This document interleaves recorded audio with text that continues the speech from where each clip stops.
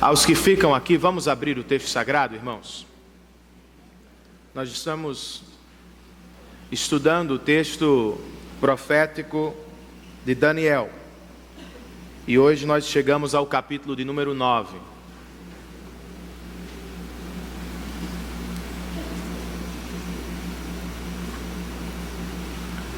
Por quase 3 meses estamos neste livro, onde ainda ficaremos por mais algumas semanas. E durante o mês de novembro, ao término da série expositiva de Daniel, nós estudaremos sobre a vontade de Deus. Como ouvi-la, como decidir segundo a vontade de Deus, o que fazemos quando erramos no que diz respeito à vontade de Deus. Será bem interessante ao longo do mês de novembro. Por agora, ainda estamos no livro do profeta Daniel.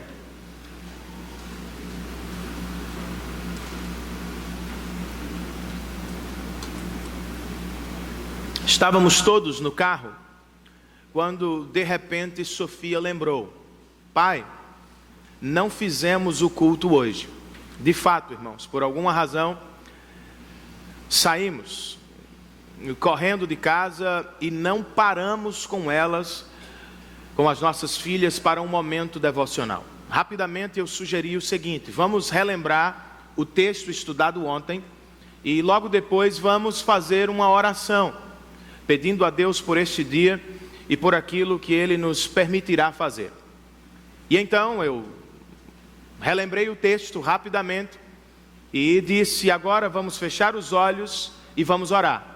Antes que eu terminasse a primeira frase da oração, Sofia gritou desesperada: pai, pelo amor de Deus, você não pode orar. Eu disse: Sofia, por que eu não posso orar? Porque você não pode orar e dirigir ao mesmo tempo. Como é que você vai orar e olhar para a estrada, pai, se você estará com os olhos fechados? Para Sofia, dirigir e orar são 2 atividades incompatíveis. Eu estava naquele momento proibido, não podia orar porque estava ao volante. Será que esta é a única oração que Deus ouve, irmãos? A oração com os olhos fechados. Afinal, qual é a oração que Deus ouve? Do que ela é feita? Quais são suas partes principais? E como o capítulo 9 de Daniel pode nos ajudar a orar segundo a vontade de Deus? É sobre isso que trataremos ao longo desta exposição. E para começar, vamos ler o verso de número 23. E depois, aos que nos visitam, porque os demais já sabem, permaneçam com as Bíblias abertas ou com seu aplicativo funcionando, porque nós vamos ler o texto ao longo da mensagem, quase que por completo, certo? Por agora, verso 23 do capítulo 9. O texto inspirado na versão que nós usamos diz assim: assim que você começou a orar, houve uma resposta que eu lhe trouxe, porque você é muito amado. Por isso, preste atenção à mensagem para entender a visão. Vamos ao Senhor em oração, irmãos. Senhor, nós estamos diante de Ti nesta tarde de domingo, gratos, felizes pela oportunidade que temos de cantar músicas que celebram e adoram o Teu nome, de partilhar contigo e com esta igreja local dos nossos recursos, dons e talentos. Mas acima de tudo, estamos agradecidos porque vamos ouvir a Tua palavra, o ponto mais alto, mais importante do culto cristão. Fala-nos, ó Senhor, para a glória do Teu nome e para o bem-estar da nossa vida espiritual. Nós precisamos orar, Senhor. Precisamos saber orar. E é por isso que esse texto está aqui. Usa-o com graça e poder para falar aos nossos corações. Nós oramos assim em nome de Jesus. e para a glória dele também. Amém.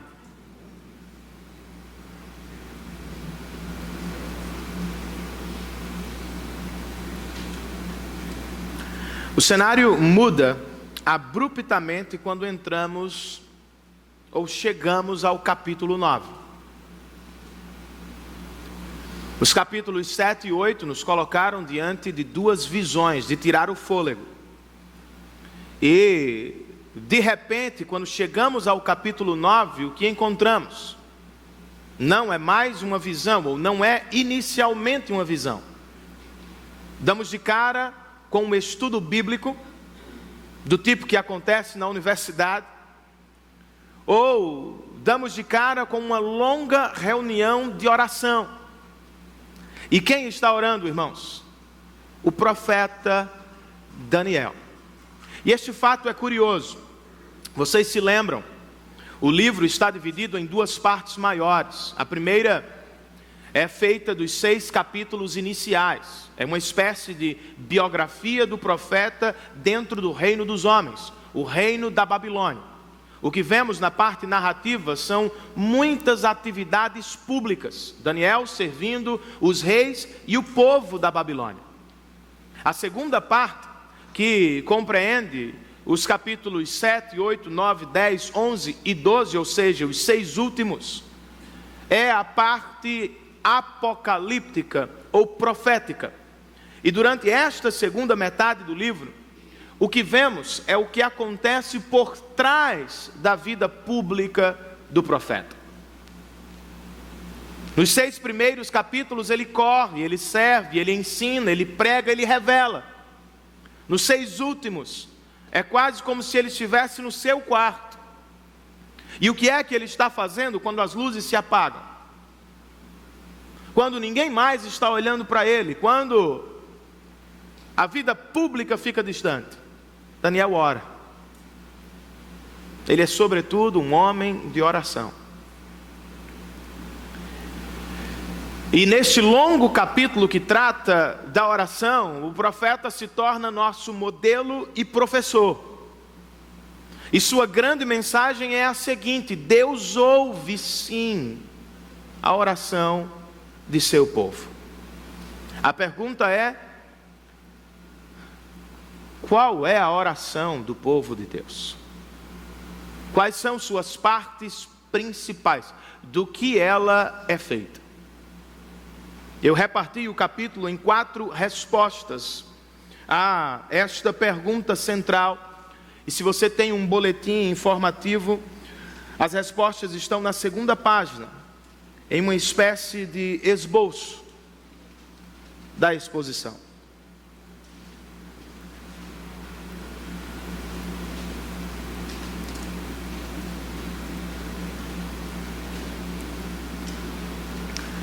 De acordo com o que aprendeu e viveu, irmãos, o profeta Daniel nos diz que, em primeiro lugar, a oração que Deus ouve requer preparação.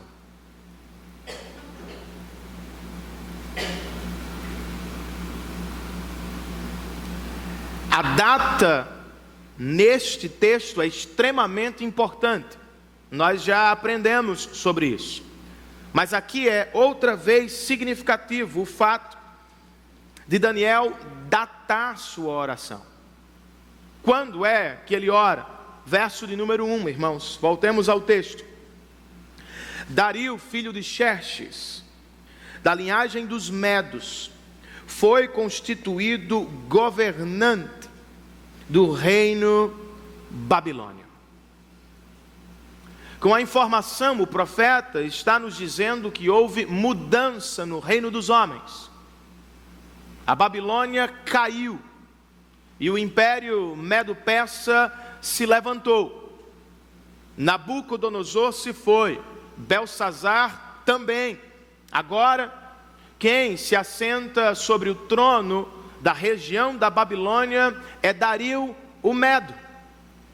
Ou seja, estamos em um tempo de transição política.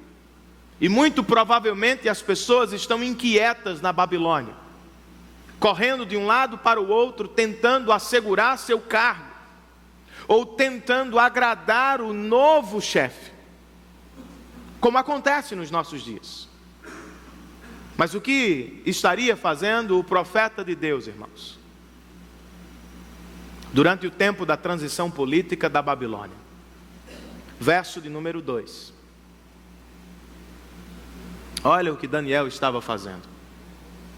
No primeiro ano do seu reinado, do reinado de Dario, eu, Daniel, compreendi pelas Escrituras, conforme a palavra do Senhor dada ao profeta Jeremias, que a desolação de Jerusalém iria durar 70 anos.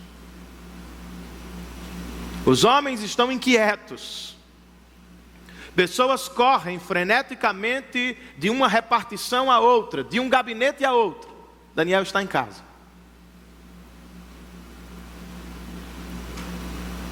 Com a Bíblia aberta, estudando diligentemente a palavra de Deus. Perceba um detalhe: ele é um profeta, o que significa que recebia mensagens diretas do Senhor, ou diretamente do Senhor. Contudo, ele não é soberbo, pois está aqui estudando outro profeta. Está com a Bíblia aberta, estudando o texto do profeta Jeremias. Muito provavelmente, ele deu de cara com o capítulo de número 25, quando o texto sagrado prometia para o futuro, quando se completarem os 70 anos de cativeiro, eu castigarei o rei da Babilônia e a sua nação, a terra dos babilônios, por causa de suas iniquidades, e a deixarei arrasada para sempre. Daniel está contemplando o cumprimento desta profecia. Ele segue estudando o texto do profeta, e de repente ele se depara com o capítulo 29, versos 10 e 11, onde o texto diz: quando se completarem os 70 anos da Babilônia, outra vez menção sobre o cativeiro, eu cumprirei minha promessa em favor de vocês. Que promessa? De trazê-los de volta para este lugar. Por quê? Porque sou eu que conheço os planos que tenho para vocês, planos de fazê-los prosperar e não de lhes causar dano, planos de dar-lhes esperança e um futuro melhor.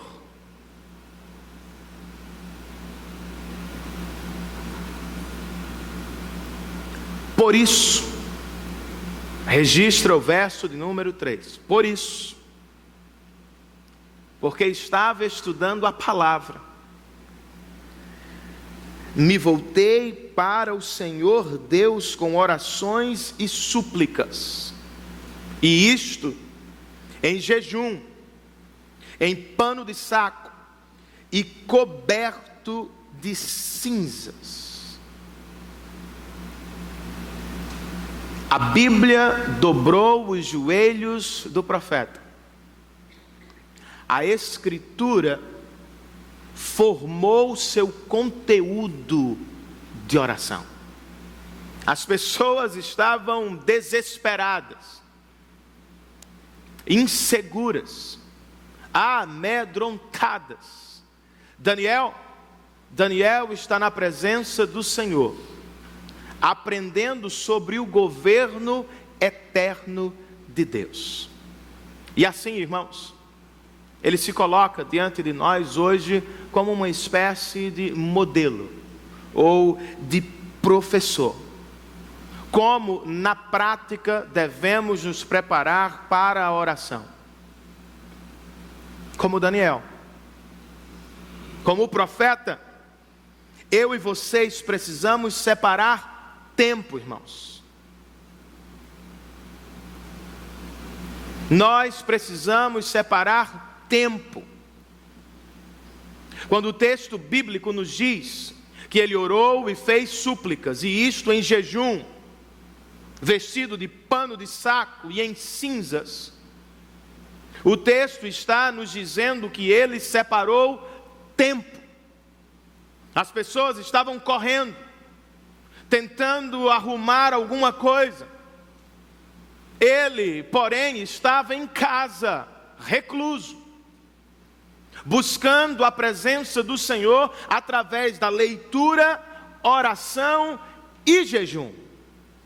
Muitos de nós, e eu me incluo no que vou falar, aprendemos que o jejum é o meio de se conquistar as bênçãos de Deus. Daniel nos ensina diferente. De acordo com ele, o jejum é a maneira de conseguir ou estar com o próprio Deus.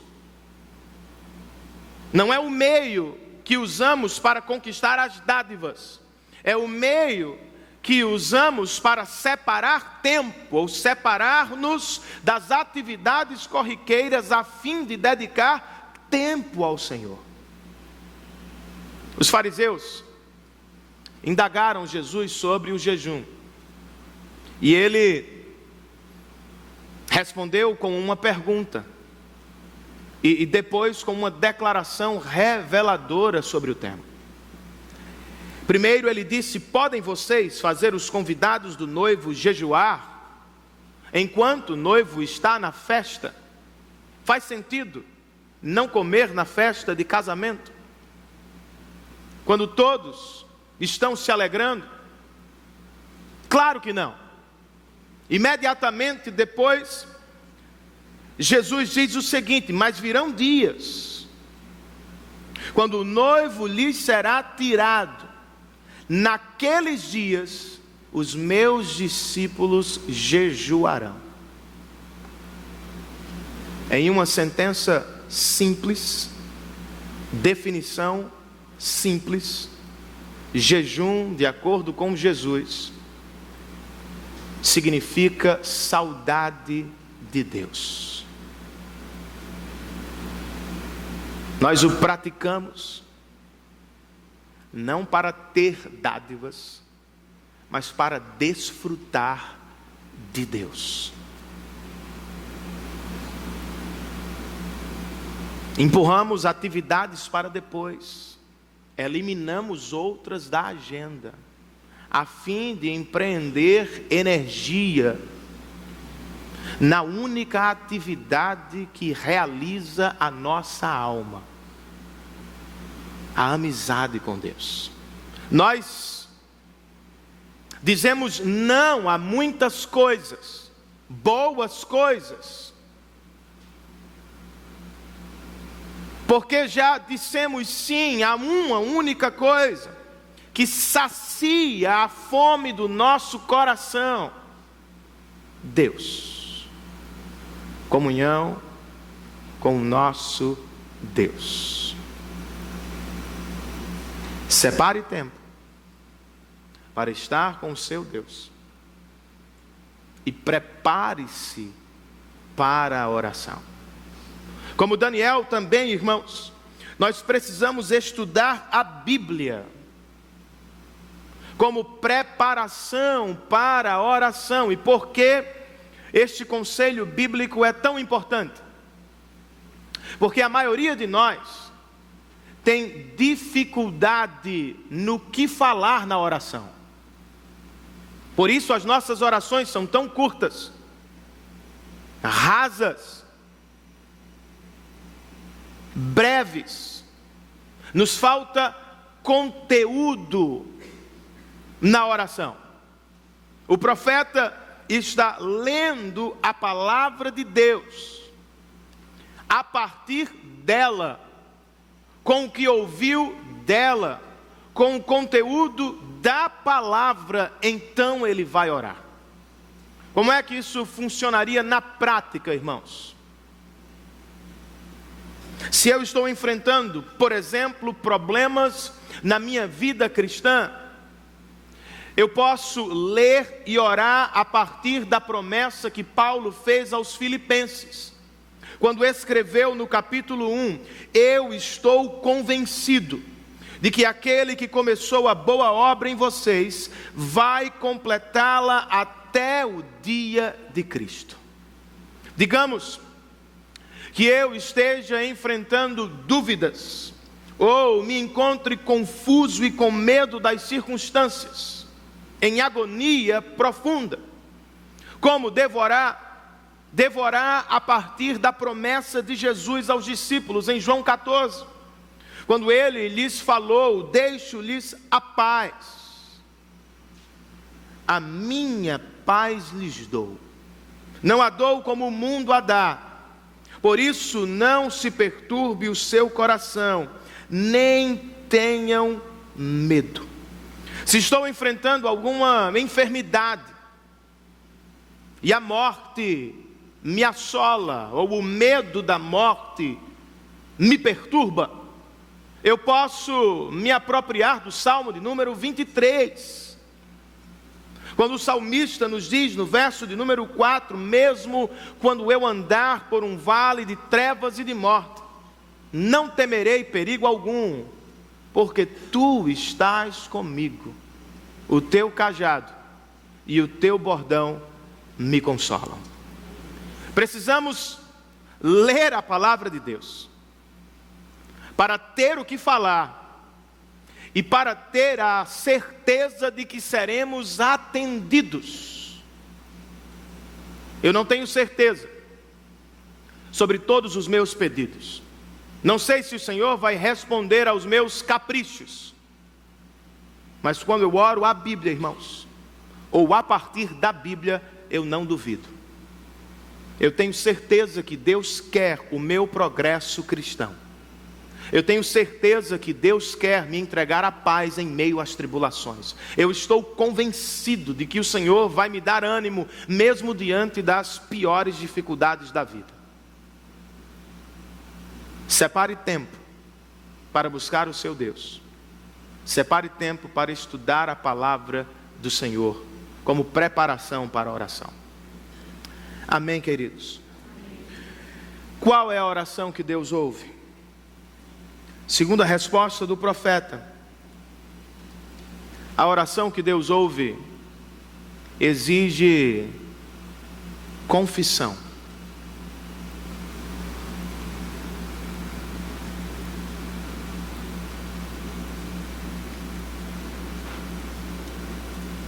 Por quê, irmãos? Porque o profeta não vai direto à petição central do capítulo. Porque antes de revelar sua petição, ele para se ocupar com a confissão dos pecados. Há 3 respostas para a nossa pergunta. A primeira delas: Daniel sabe que Deus é grande e bom. Verso de número 4, ele escreve: ó Senhor, Deus grande e temível, que mantens a tua aliança de amor com todos aqueles que te amam e obedecem aos teus mandamentos. No verso 7, ele declara: Senhor, tu és justo. E no verso 9, irmãos, ele nos lembra: o Senhor nosso Deus é misericordioso e perdoador. Porque Daniel se ocupa com a confissão de seus pecados? Segunda resposta, irmãos, porque ele sabe que Deus é grande e fiel. Versos 11, 12, 13 e 14. Parte B do verso 11. Por isso, as maldições e as pragas escritas na lei de Moisés, servo de Deus, têm sido derramadas sobre nós. Verso 12. Cumpriste a palavra proferida contra nós e contra os nossos governantes, trazendo-nos grande desgraça. Verso 13. Conforme está escrito na lei de Moisés, toda essa desgraça nos atingiu, verso 14. O Senhor não hesitou em trazer desgraças sobre nós, pois o Senhor, o nosso Deus, é justo em tudo o que faz. Por que Daniel se ocupa com a confissão? Terceira resposta, porque ele sabe que os judeus do norte e do sul, de Israel e de Judá, são todos grandes pecadores. Versos 5 e 6 nos apresentam os pecados. Nós temos cometido pecado e somos culpados. Temos sido ímpios e rebeldes e nos afastamos dos teus mandamentos e das tuas leis. Não demos ouvido aos teus servos, os profetas, que falaram em teu nome aos nossos reis, líderes, antepassados e a todo o povo. Versos 7 e 8 nos colocam diante das consequências dos pecados. O que aconteceu depois deles? Senhor, tu és justo, e hoje estamos envergonhados. Sim, nós, o povo de Judá, de Jerusalém e de todo Israel, tanto os que estão perto como os que estão distantes, em todas as terras pelas quais nos espalhaste, por causa de nossa infidelidade para contigo. Ó Senhor, nós e nossos reis, nossos líderes e nossos antepassados estamos envergonhados por termos pecado contra ti. Os versos 13 e 14, além de nos falar sobre a fidelidade severa de Deus, nos falam também, irmãos, da negligência obstinada do povo de Deus. Verso 13, conforme está escrito na lei de Moisés, toda essa desgraça nos atingiu, e ainda assim não temos buscado o favor do nosso Deus. Verso 14, o Senhor não hesitou em trazer desgraça sobre nós, pois o Senhor, o nosso Deus, é justo em tudo o que faz. Ainda assim, nós não lhe temos dado atenção. Resumindo, irmãos, por que é que ele se ocupa com a confissão? Porque ele tem em mãos duas informações preciosas. Ele sabe quem é Deus e o que Deus fez por seu povo. E ele sabe quem é o homem e o que este fez contra Deus. Como é que esta porção nos ajuda na prática? Como é que você pode se apropriar dela hoje para o seu bem espiritual? Aos que estão a um passo do pecado, flertando, brincando com as tentações, o texto nos lembra de uma verdade importante, irmãos. Deus é grande e Ele é fiel. Posso ouvir um amém? Amém. Ele não é fiel a você, em primeiro lugar.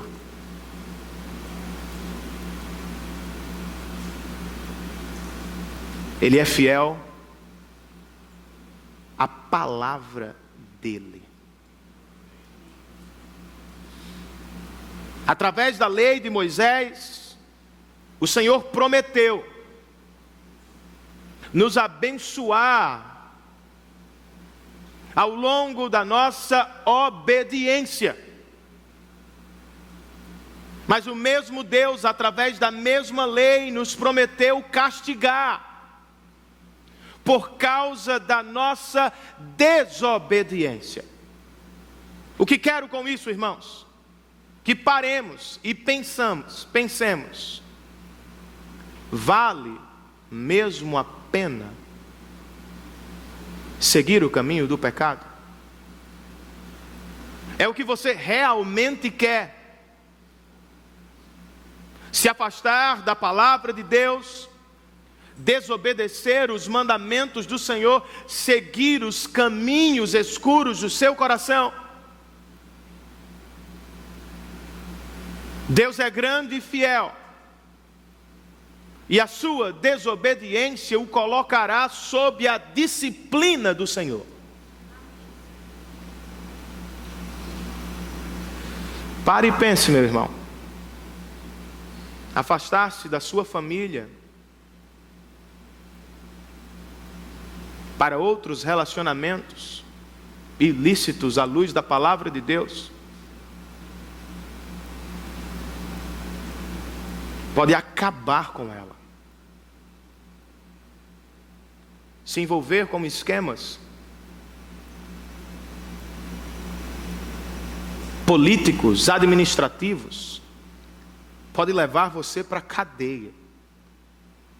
Se afastar da palavra do Senhor, se ausentar deste espaço construído para a adoração do Senhor, negligenciar a oração e a leitura da palavra regularmente, pode levá-lo a um exílio existencial terrível. Porque se você se afastar do Senhor, não se engane, você não vai se tornar ateu. Não existe ateus do ponto de vista prático. Todos nós adoramos alguma coisa.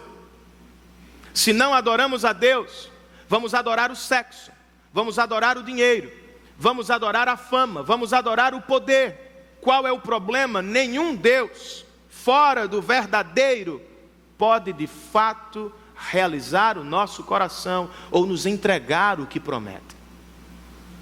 Eles vão nos levar a exílios.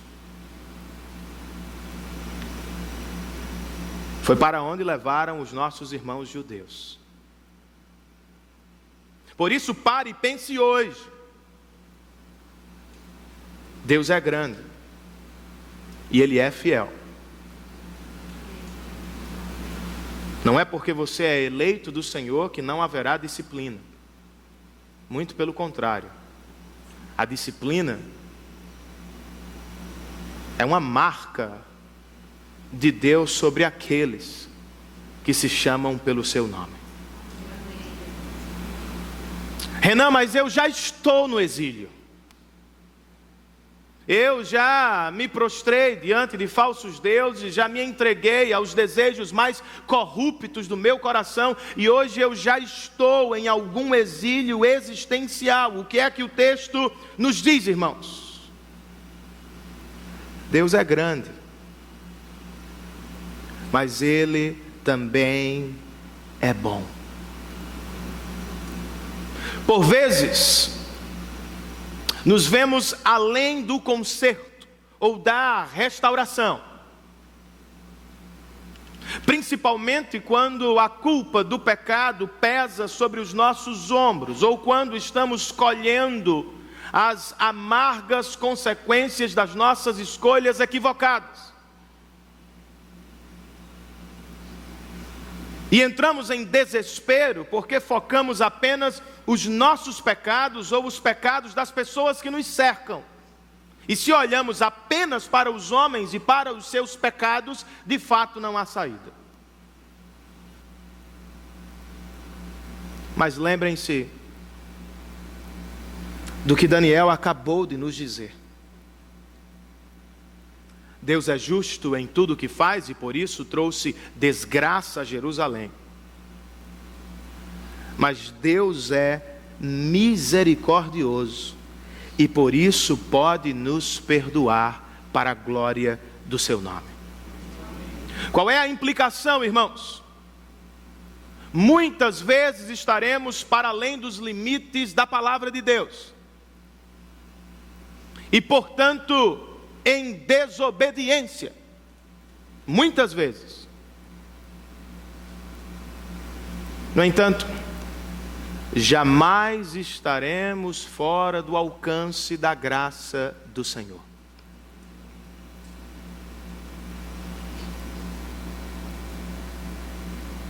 Por isso, Não precisamos viver sob a tirania de dois polos que entram em choque constantemente. O que chamamos, a partir do conteúdo bíblico, de libertinagem e legalismo. Se Deus me ama incondicionalmente, irmãos, eu serei tentado à libertinagem. Eu viverei de qualquer forma. Afinal de contas, Deus não se importa. Mentira. Deus se importa. E é por isso que há disciplina para os cristãos. Do outro lado, se Deus me ama condicionalmente, eu estou ferrado.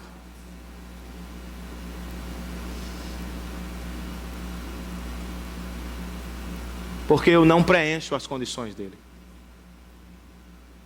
Eu não consigo alcançar as condições do Senhor. Eu estou sempre errando. E se a bênção, o amor, a salvação de Deus dependem da minha performance religiosa, eu estou frito.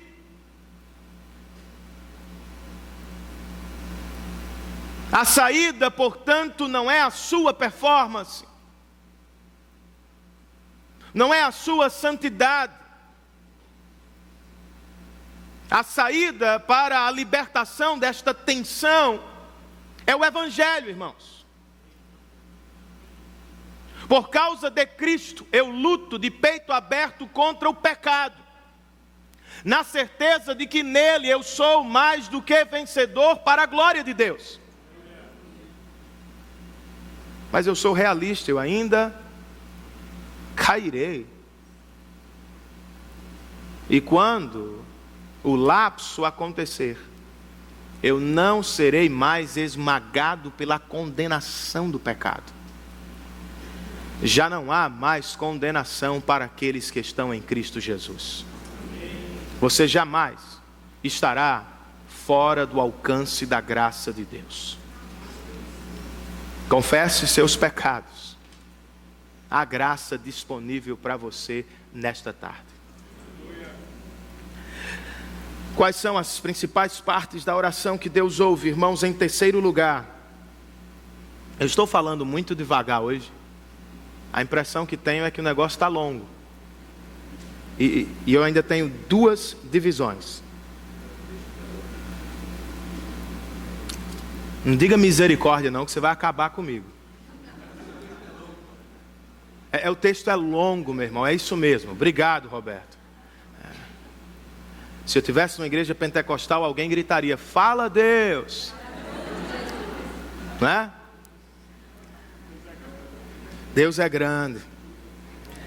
A oração que Deus ouve, irmãos, tem sim petição. Ela requer preparação, exige confissão, mas ela também traz petições. O agora Senhor, do verso 6, anuncia que chegamos à petição. Qual é a petição central de Daniel nesta oração? Verso 16: agora, Senhor, conforme todos os teus feitos justos, eis a petição, afasta de Jerusalém, da tua cidade, do teu santo monte, a tua ira e a tua indignação. A petição de Daniel, portanto, trata da restauração de Jerusalém. Contudo, a base da oração, ou o principal argumento da oração, não é a restauração da cidade. É a reputação, irmãos, do nome glorioso do Senhor. De acordo com Daniel, Deus fez um nome para si mesmo. Verso de número 15: quando foi que ele o levantou sobre as nações? Ó Senhor nosso Deus, que tiraste o teu povo do Egito com mão poderosa, e que fizeste para ti um nome que permanece até hoje. As pragas e a destra poderosa do Senhor ao arrancar Israel dos domínios do maior império de então, irmãos. Exaltou o nome de Yahvé sobre as nações. Ele se tornou conhecido e famoso entre os povos. Esta é a preocupação de Daniel. O profeta clama no verso 18: inclina os teus ouvidos, ó Deus, e ouve. Abre os teus olhos e vê a desolação da cidade que leva o teu nome. Ele implora quando chega ao verso 19, irmãos.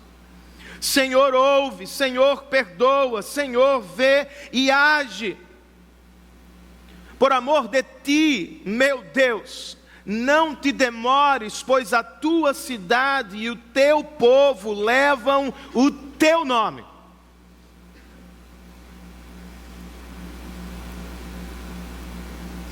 E o profeta está preocupado com o nome do Senhor. Nome este que o próprio Deus resolveu ou permitiu que ele fosse desprezado,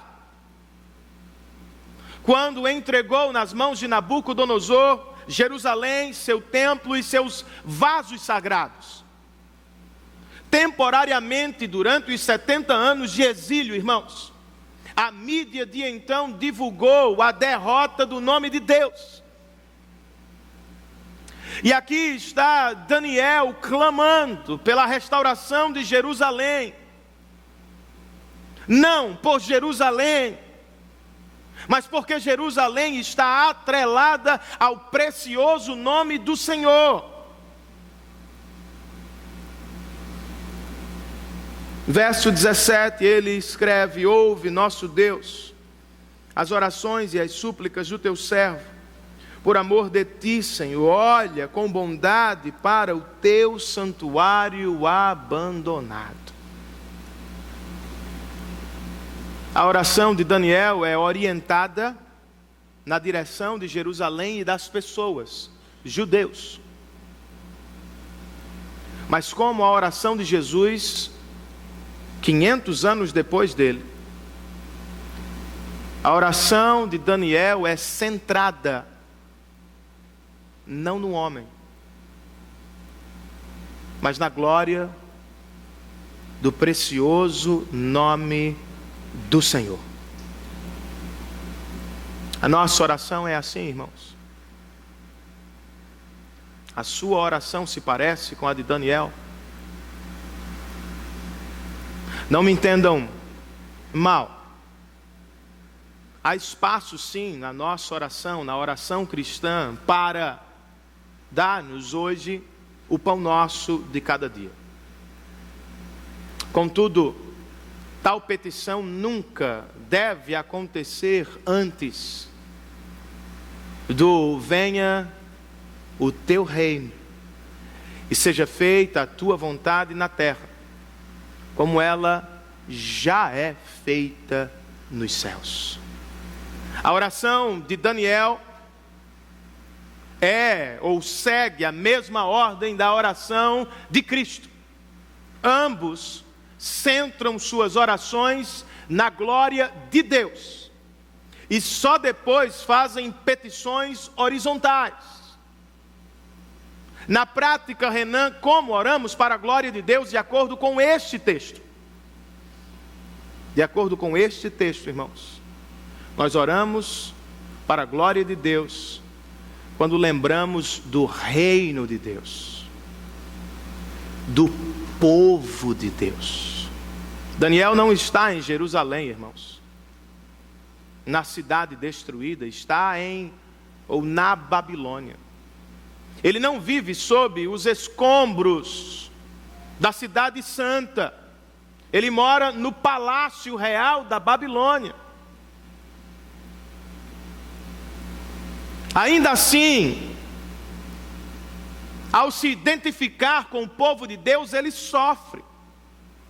Ao se antecipar através da profecia, ele ora pelos irmãos que voltarão a Jerusalém.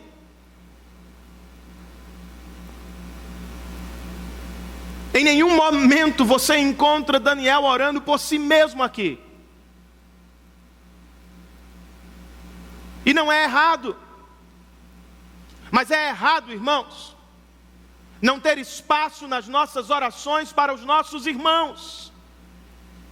Alguém já disse que a oração é o momento mais egoísta do cristão. Sem auxílio externo, sem leitura da palavra, sem mensagens bíblicas, naturalmente, ao bater os nossos joelhos no chão, ao fechar os nossos olhos, nós vamos lembrar de quem, irmãos? Filhos, cônjuges, pais, avós, tios, primos, às vezes. Quase nunca, se não através de um despertamento via Bíblia, quase nunca vamos nos lembrar dos povos, irmãos perseguidos, escondidos, machucados, que sofrem longe de casa.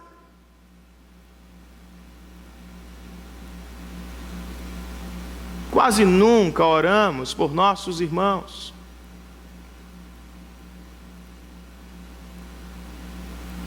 Mas se queremos orar para a glória de Deus, vamos lembrar deles, dos que sofrem no nosso meio e dos que estão distantes, longe, quem sabe de seus familiares, do conforto de suas casas, longe de suas nações, morrendo a cada dia para tornar o nome de Cristo conhecido entre as nações. De acordo com este texto, irmãos, nós oramos para a glória de Deus quando nos ocupamos com o nome de Deus. Fizestes um nome para ti, por amor do teu nome, para a glória do teu nome. Olha para a cidade que carrega o teu nome, vela pelo povo que se chama pelo teu nome. O teu nome é importante, Senhor. Não é à toa que Jesus começou com a mesma ordem: quando vocês orarem, orem assim: Pai nosso que estás nos céus. O que, irmãos? Seja o teu nome, não o meu nome, não o seu nome, não o nome da nossa igreja, o nome de Deus. Trata-se, portanto, de uma oração missionária. O que Daniel quer? Que o nome de Deus que foi desprezado seja outra vez honrado.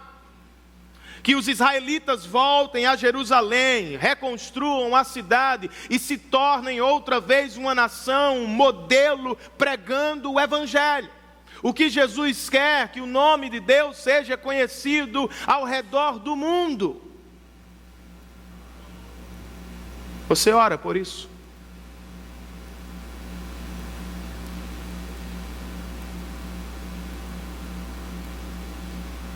O que você faz por isso? Qual é o seu envolvimento prático com esta missão? De tornar o nome de Jesus Cristo conhecido e desejado entre as nações? Ou será que só vivemos para uma missão? Construir o nosso reino e exaltar o nosso nome, irmãos. Vocês se lembram da batalha entre Davi e Golias? Por que Davi foi ao campo de batalha? Primeiro livro de Samuel, capítulo 17, nos diz que quando ele chegou ao campo de batalha pela primeira vez, ele viu um homem incircunciso afrontar o nome de Deus. E quando o gigante aparecia, as pessoas fugiam. Até o rei de Israel, o mais alto dentre eles, corria para a sua tenda e se escondia de medo. Do lado de fora, o nome do Senhor estava sendo afrontado, irmãos. Davi, um adolescente franzino, sem experiência de guerra, sem treinamento, sem armadura, sem espada, se oferece, praticamente se sacrifica, pois ele não tinha certeza que sairia da batalha com a vitória. E o que é que ele faz, ou o que é que ele diz quando chega diante do gigante? O gigante o despreza como fez seu rei. Porque você veio a mim? Você acha que eu sou algum cachorro, bicho de estimação que pode ser espantado com gravetos? E o texto diz que ele desprezou e rogou pragas sobre Davi. Qual foi a resposta de Davi? Você vem contra mim com espada, com lança e com dardos. Eu vou contra você em nome do Senhor dos Exércitos, a quem você afrontou. Hoje mesmo, Golias, Deus me dará a tua cabeça. Hoje mesmo eu entregarei os cadáveres dos soldados, dos filisteus, às aves dos céus e aos bichos selvagens do campo. Hoje mesmo você cairá no nosso meio. Com que propósito, irmãos? A fim de que toda a terra saiba que há Deus em Israel. Ele não foi à batalha para marcar seu nome na história. Ele foi à batalha para honrar o nome de Deus acima de todos os nomes. Ele não desceu o campo de batalha para tornar o seu nome célebre. Ele desceu porque não aguentou ver o nome do precioso Deus ser afrontado e diminuído. É por isso que vamos ao trabalho amanhã. É por isso que você vai à universidade amanhã. É por isso que você quer ter filhos. A sua vida gira em torno da glória de Deus? Ou gira em torno da sua glória? O seu dinheiro é usado para o conforto, bem-estar e formação da sua família apenas? Ou ele está sendo investido no campo missionário a fim de tornar o nome de Cristo conhecido e desejado entre as nações? Seus dons e talentos, o que você faz com eles? Dinheiro? Apenas para você? O que mais você pode fazer para a glória de Deus?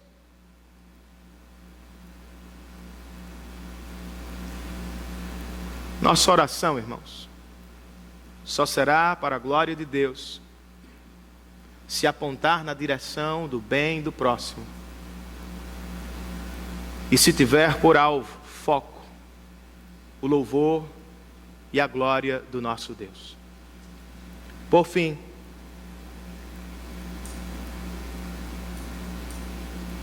deixei a parte mais difícil para o final e só tenho 10 minutos.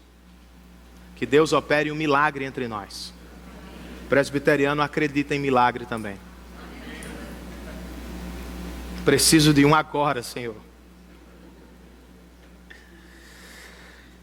De acordo com Daniel, a oração que Deus ouve requer preparação, exige confissão, traz petição e, por fim, irmãos, a oração que Deus ouve espera revelação. Por revelação, entenda resposta.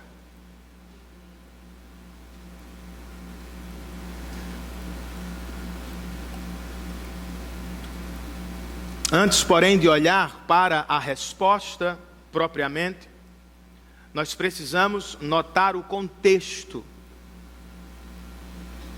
para não viajar demais.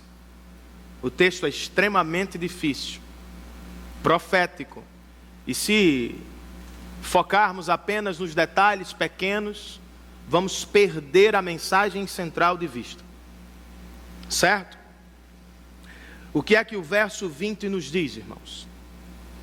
O verso 20 nos diz que Daniel estava falando e orando, confessando o seu pecado e o pecado de Israel. Eis o contexto da revelação. Ele estava orando e confessando o seu pecado. O que foi que aconteceu, irmãos? Enquanto Daniel estava orando, verso 21. Enquanto Daniel estava em oração, Gabriel veio voando rapidamente para onde ele estava. O anjo Gabriel. Agora, o mais importante. O que é que Gabriel veio fazer pelo amor dos meus filhinhos? Está aqui, irmãos. Este verso é crucial. Verso 22. Ele me instruiu e me disse: Daniel, agora vim para dar-lhe percepção e entendimento. Não veio para confundir, para tornar algo escuro ainda mais escuro.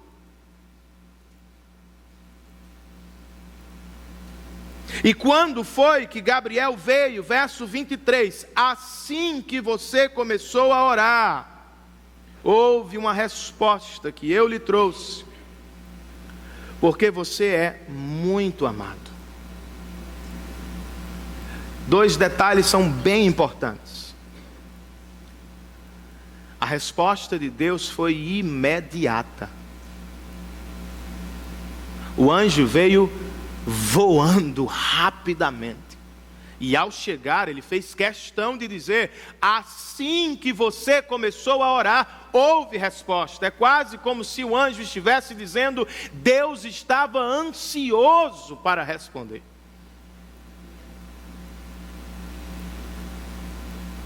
A resposta, no entanto, é para uma pergunta ou preocupação específica. Daniel estava orando sobre a restauração de Jerusalém. A resposta, portanto, trata desta restauração. Só que de maneira maior. Daniel está preocupado com a restauração imediata de Jerusalém. Deus está ansioso por comunicar a restauração gloriosa que virá no futuro com seu filho. Agora, tendo isso em mente, podemos ler a revelação ou a resposta. O verso de número 24 nos coloca dentro dela a resposta macro. Os versos seguintes nos apresentam respostas menores que quebram a resposta maior, mas a resposta maior está no verso 24. 70 semanas estão decretadas para o seu povo e sua santa cidade, a fim de acabar com a transgressão, dar fim ao pecado, expiar as culpas, trazer justiça eterna, cumprir a visão e a profecia e ungir o Santíssimo. Imediatamente nos lembramos de Cristo. Daniel está preocupado com a restauração imediata de Jerusalém. E o anjo está dizendo: há algo para além da restauração imediata. Suba o monte e veja além, Daniel. Há algo maior, melhor que está por vir. Ele vai trazer uma restauração plena. Agora, ele começa a explicar o processo da restauração.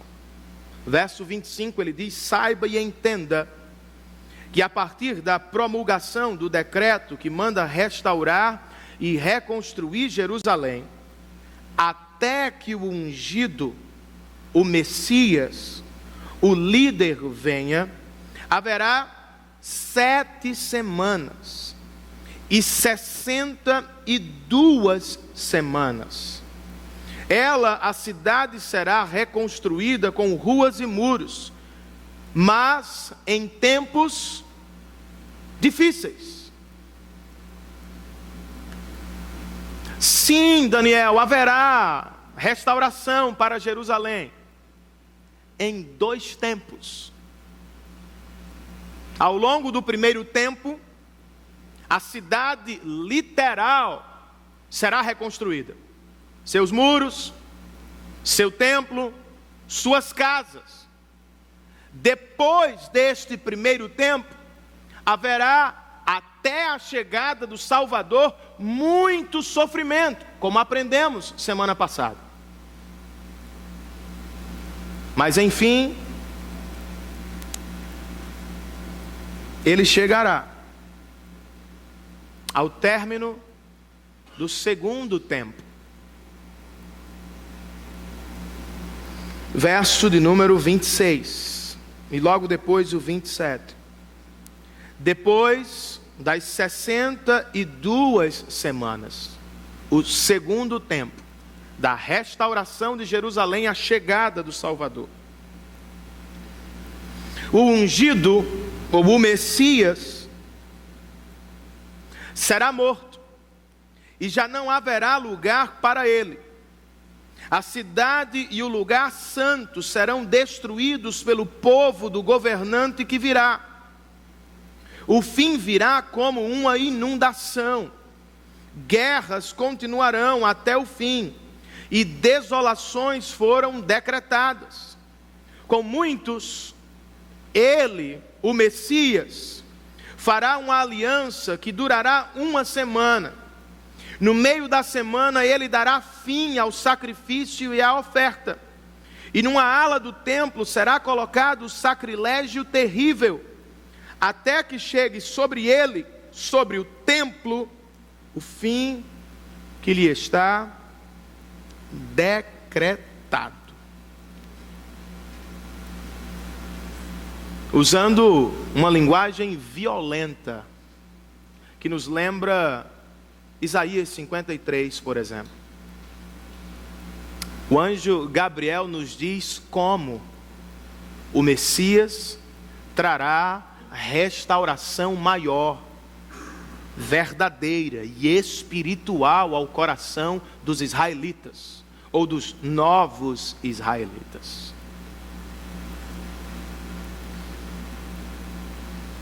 Através de sua morte, ele colocará um fim sobre a religião judaica. Não haverá mais a necessidade de sacrifícios ou ofertas, ou mesmo de um templo. Ainda assim, com a cidade destruída, com um templo destruído por meio do seu próprio corpo, Cristo, como pregado e prometido por Gabriel, vai no futuro restaurar plenamente seu povo para a glória de Deus. É por isso que o céu estava ansioso por comunicar a mensagem. Daniel estava ansioso por ouvir sobre a restauração de Jerusalém. Deus estava ansioso por comunicar-lhe outra restauração.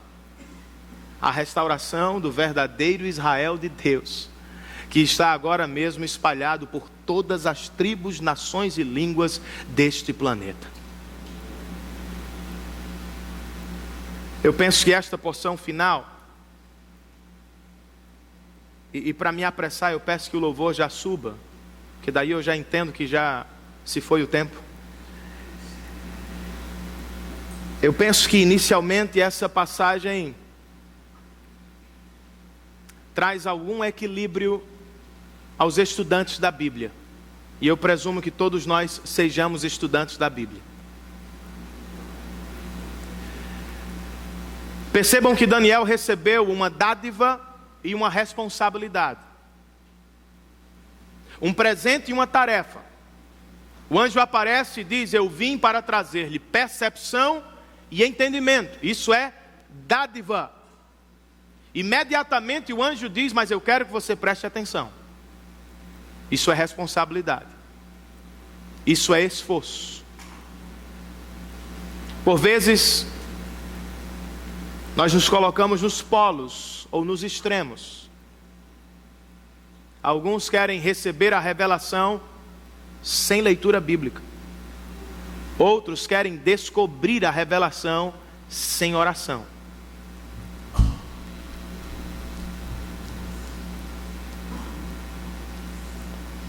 Uma atividade não exclui a outra, irmãos. Eu preciso orar para ler. E eu preciso ler para orar. Eu preciso pedir, como Paulo, iluminação espiritual. Mas ao término da oração eu preciso suar para conhecer as Escrituras. Não posso viver nos polos. Esse texto também traz uma correção aos que esperam. Nós temos problemas com o esperar, irmãos. Vivemos na era do imediatismo. Ian Duggett, um comentarista bíblico, diz que a televisão não precisa mais aquecer. 30 anos, eu não peguei isso, irmãos. Mas segundo ele, 30, 40 anos atrás, você ligava e ficava esperando. Hoje não, você aperta e imediatamente aparece a imagem. Quer comer, você aperta o botão. 5 minutos, o micro-ondas lhe dá uma comida pronta. Nós vivemos assim nos nossos relacionamentos. Com o próximo e com Deus. Por que ela não cresce, pastor? Porque ele não cresce. Porque Deus é soberano, irmãos. E seu tempo é diferente. Daniel vai ver a restauração antecipada de Jerusalém, mas não será no seu tempo e não será do seu jeito. Você precisa esperar em Deus. Orar mais por seu esposo, por sua esposa, por seus filhos. E esperar no Senhor. O mesmo se aplica à sua vida particular. Renan, porque eu estou outra vez no mesmo pecado? Porque eu não consigo avançar? Porque eu volto sempre às mesmas coisas? Porque não sou o que gostaria de ser? Porque não alcanço? Salvação é um ato exclusivo e soberano de Deus, imediato. Pum! Santificação é um processo que dura a vida toda. Tenha paciência consigo mesmo. E o que faço com o meu pecado? Você o usa para a glória de Deus. Que viagem? Não. Há razões pelas quais Deus permite que ainda vivamos os nossos pecados. Há livros inteiros escritos sobre isso. Mas uma delas, porque é que vez por outra você escorrega na mesma coisa? Para se lembrar de Cristo. Você era um pecador quando chegou aqui. Você ainda é um pecador hoje aqui. Vez por outra você anda em tanta santidade que se acha o super cristão. Olha para as outras pessoas de cima para baixo. De repente você vacila. Para se lembrar, nós somos todos iguais. Pecadores, salvos pela graça de Deus. Esse texto, irmãos, também está aqui para encher o coração dos pecadores de esperança. Porque por vezes nos enxergamos além da esperança.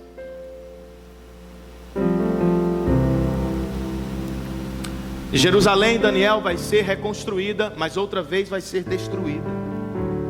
O templo, Daniel, será reconstruído, mas também será destruído. Por trás da construção, reconstrução, o anjo comunicava: há algo melhor para você, Daniel.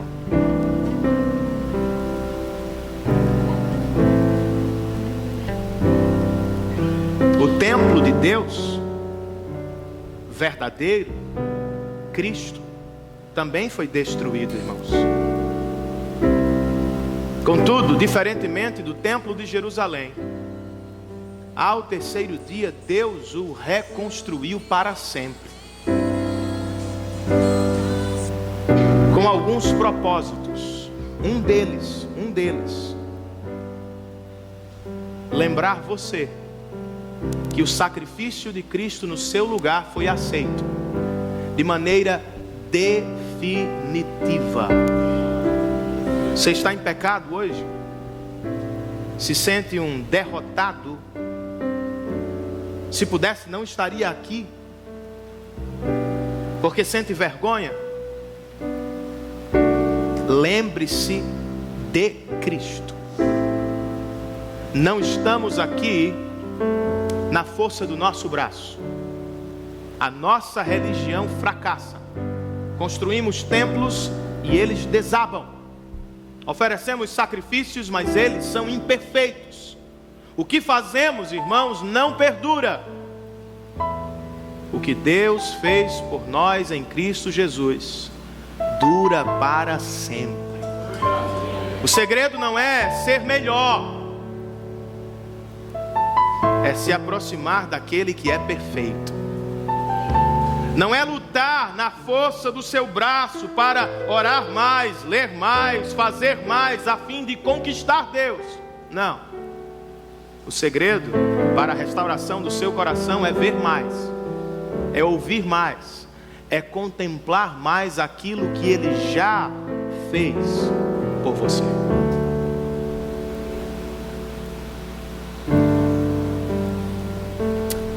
Pai, você não pode orar, disse Sofia para mim naquele dia. Você não pode orar porque está dirigindo.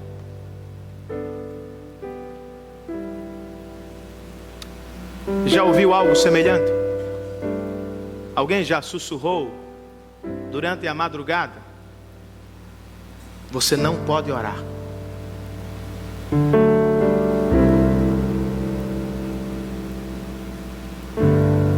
Não pode orar porque você é um pecador. Não pode orar porque você não é digno. Não pode orar porque você é isso, você é aquilo.